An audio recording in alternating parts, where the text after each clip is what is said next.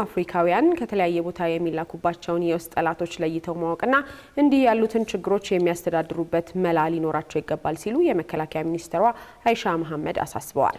ሚኒስትሯ ይህንን ያሳሰቡት በአድዋ ድል በዓል ዋዜማ በአዲስ አበባ በተካሄደው ሁለተኛው የአፍሪካ መከላከያ ሚኒስትሮች ጉባኤ ላይ ነው። ሚኒስትሯ የአፍሪካ ሀገራት አሁን ያለውን ተለዋዋጭና ውስብስብ የዓለም የፖለቲካና የጸጥታ ሁኔታ ከግምት ውስጥ በማስገባት የሁለትዮሽና አህጉራዊ ትብብራቸውን ማጠናከር እንዳለባቸውም ነው የገለጹት።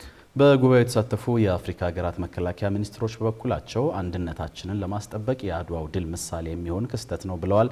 ሪፖርተራችን ምስለ ያሺም ዝርዝር አላት።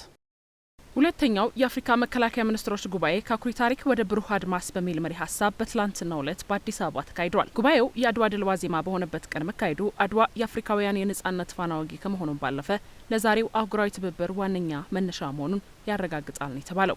የጉባኤው ተሳታፊ የሆኑት የፌዴሪ መከላከያ ሚኒስትር አይሻ መሐመድ የአድዋ ድል ለአፍሪካውያን የይቻላል መንፈስ በመሰነቅ በትብብርና በጋራ ተጠቃሚነት መርህ ላይ የተመሰረተ አህጉራዊ የጸጥታና ወታደራዊ ትብብርን ይበልጥ እንድናጠናክር ምሳሌ የሚሆን ክስተት ነው ብለዋል። ከአድዋ የምንማረው አንድነትና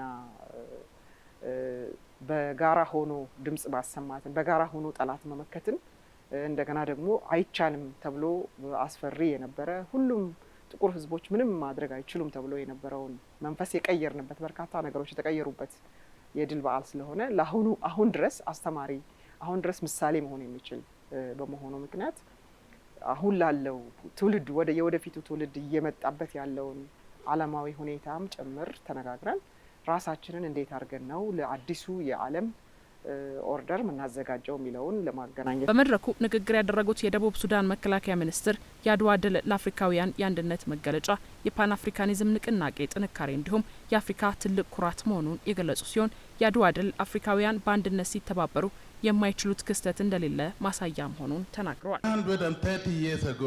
ከ130 ዓመት በፊት ኢትዮጵያ የሰው ልጆች ሁሉ እኩል መሆናቸውን ለአፍሪካና ለዓለም አሳይታለች።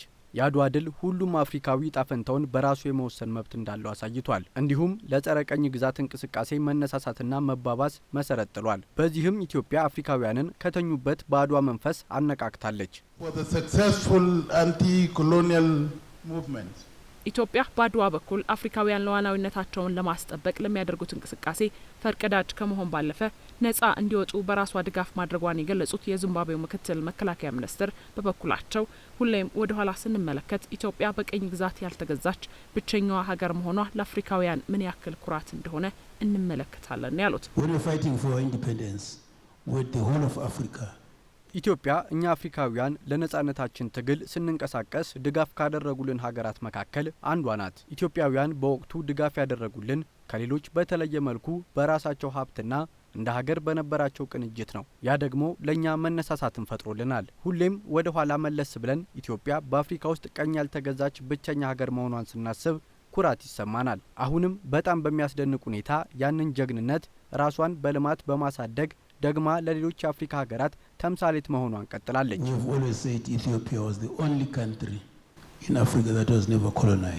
የዛምቢያ መከላከያ ሚኒስትር በበኩላቸው ይህ ጉባኤ በአድዋ ድል ዋዜማ መካሄዱ ለኢትዮጵያውያን ብቻ ሳይሆን ለመላ አፍሪካውያን ትልቅ አስተዋጽኦ አለው ያሉ ሲሆን የአድዋ ድል ከኢትዮጵያውያን እህት ወንድሞቻችን ጋር የማክበር አጋጣሚውን ስላገኘን ኩራት ይሰማናል ነው ያሉት።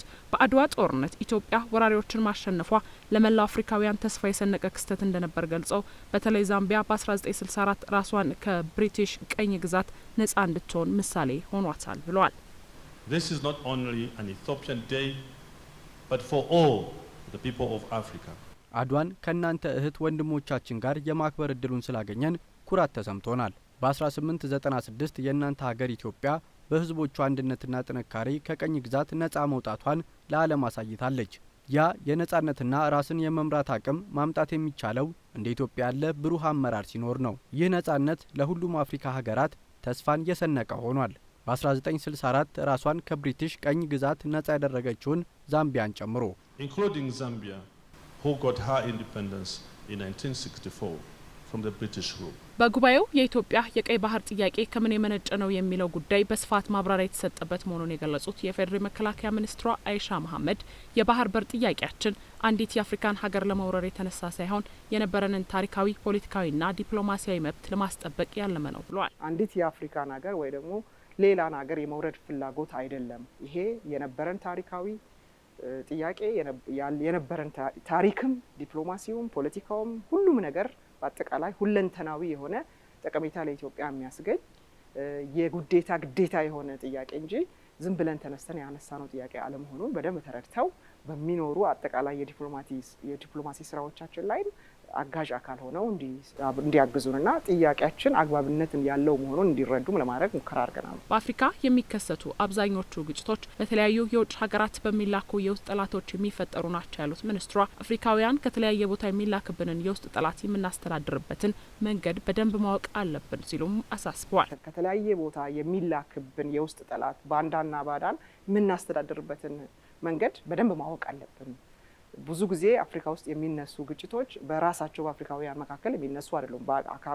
በሁለት ሀገር መሀልም ይሆን በአገር ውስጥም ይሆን ከተለያዩ አካላት በሚላኩ ባንዳዎች ምክንያት የሚመጣ ተጽዕኖ የሌላ አገር ወይ የሌላ አካባቢ ተጽዕኖ ያለባቸው እንደመሆኑ መጠን ይሄን አንደርስታንድ አድርገን ለዚህ ደግሞ ህዝባችንን እያነቃን ወጣቶቻችንን ለሚመጣው ትውልድ ጀነሬሽን እያዘጋጀን በትምህርትና በአጠቃላይ የቴክኖሎጂ ኢኖቬሽን ላይ ፎከስ አድርገን ስራችንን እየሰራን መሄድ አለብን። ግጭቶቻችን ምክንያታቸውን በትክክል ማወቅ መቻል አለብን። የአፍሪካ ሀገራት አሁን ያለውን የተለዋዋጭና ውስብስብ የዓለም የፖለቲካና የጸጥታ ሁኔታ ከግምት ውስጥ በማስገባት የሁለትዮሽና አህጉራዊ ትብብራቸውን በማጠናከር ከመቼውም ጊዜ በላይ በጋራ መቆም እንዳለባቸው ነው ሚኒስትሯ ያሳሰቡት።